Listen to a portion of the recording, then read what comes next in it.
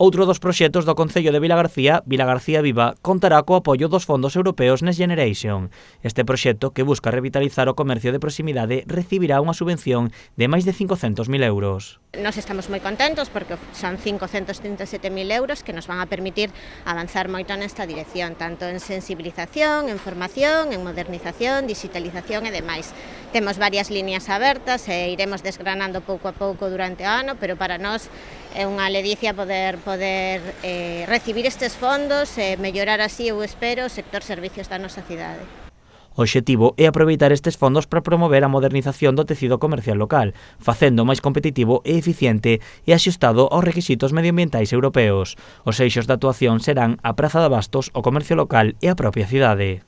Pois, aparte de o que sería a Praza de Abastos e o que sería os mercados tradicionais, onde sí que vamos a esmerarnos un pouco na modernización e tamén no que sería o tratamento dos residuos, que nos parece moi importante, pois tamén o que sería as recollidas a logística un pouco máis intelixente, facer que a cidade sexa máis sustentable tamén, non? Pero sí que nos metemos despois en un apoio directo ao mercado local, tanto con temas de asesoramento como de formación e de accións propias para a dinamización. Estas axudas permitirán ao Concello continuar outro ano máis co xa citado proxecto Vilagarcía Viva. As accións irán destinadas a crear unha vila máis moderna, digital e atractiva.